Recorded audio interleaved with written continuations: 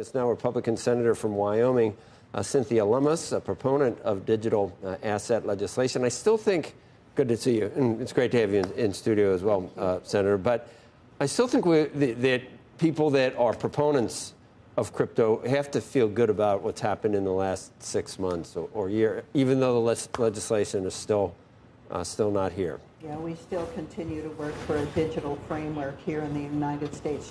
The European Union's ahead of us. Oh, you know what, Senator? We dropped your mic. Let's just pick that up so we can hear what you're saying. The European Union's ahead of us. They began to regulate very effectively in January of 2023.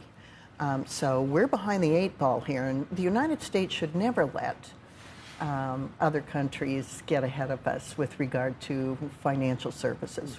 Watching how it's played out has been odd, right? And it involves the gentleman we just played a soundbite from, that's Chair Gensler, and almost dragged kicking and screaming after court decisions and then ETFs, et cetera, too, where I thought yesterday he seemed a little bit less hostile to Bitcoin and maybe some of the top tier. The way he explained it yesterday is that this will not thrive unless it's heavily regulated. Or not heavily regulated, he didn't say, but it won't thrive unless the regulations are set up and the path is clear. I think you would probably agree with that. I think the disconnect has been on who gets to regulate it and what the rules are going to be. Absolutely, and the Congress needs to regulate this and weigh in.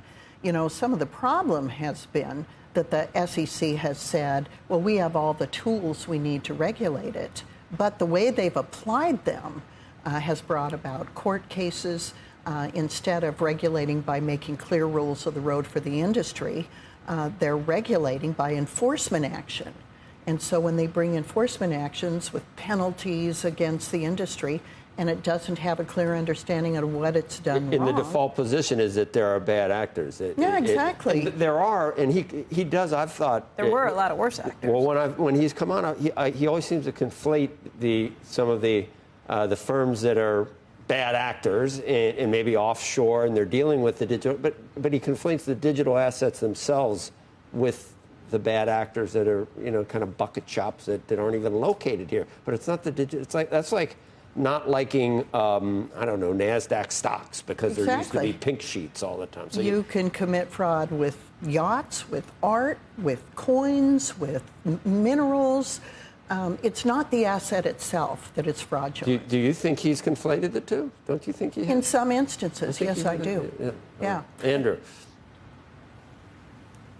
No. Oh, sorry. Tell me. Okay. I thought he was waving. Maybe he was just waving. Hey, Andrew. That's my bad. That's my bad. Wave at him. Oh, yes. Look, that's there, nice. Yeah.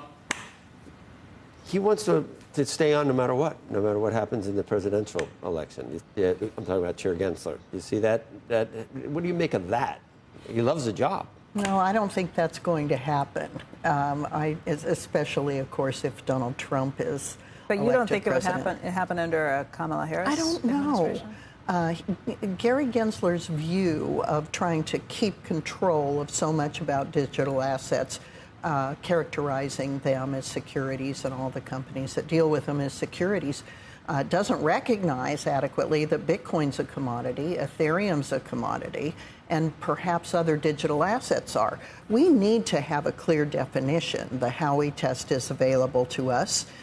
And as it has been updated, there may be other assets just besides Bitcoin and Ethereum that would qualify for the jurisdiction of the Commodity Futures Trading Commission. The rub on that, and this will drive Russ Benham crazy to hear it, but the rub on that is that the CFTC would have a lighter touch because it doesn't have as many employees who can be doing the oversight on these things. What do you say back to that? Well, one of the things that Senator Gillibrand and I proposed is that the wash sale rule be changed to provide adequate funding to have enough personnel at the CFTC to adequately regulate.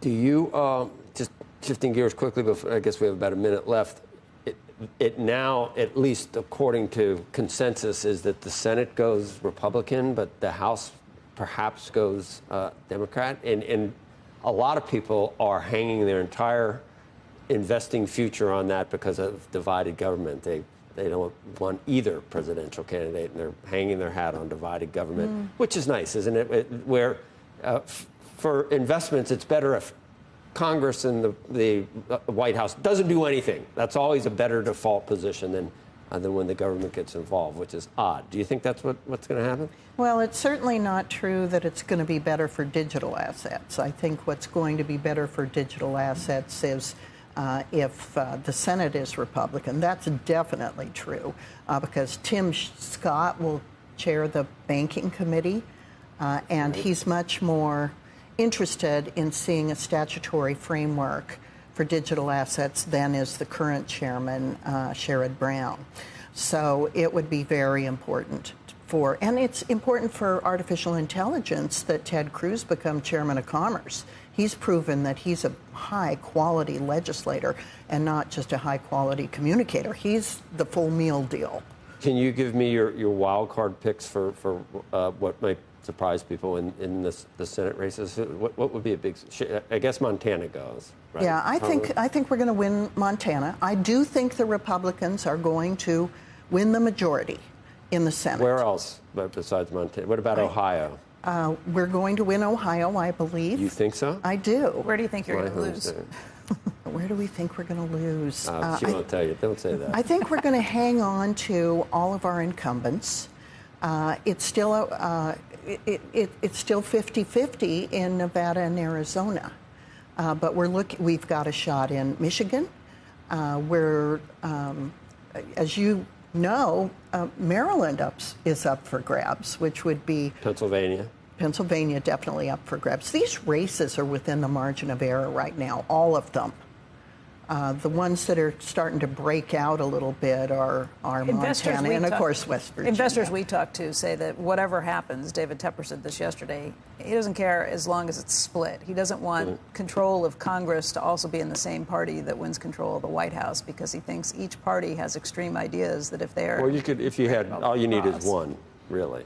But the margins are so thin. The House was Democrat. You could have Trump in a Republican right. Senate. He just doesn't want to see all three go to the same party. Well, I might agree with them if there were bigger margins in the House, but regardless of who wins the House, it's going to be a squeaker for either party.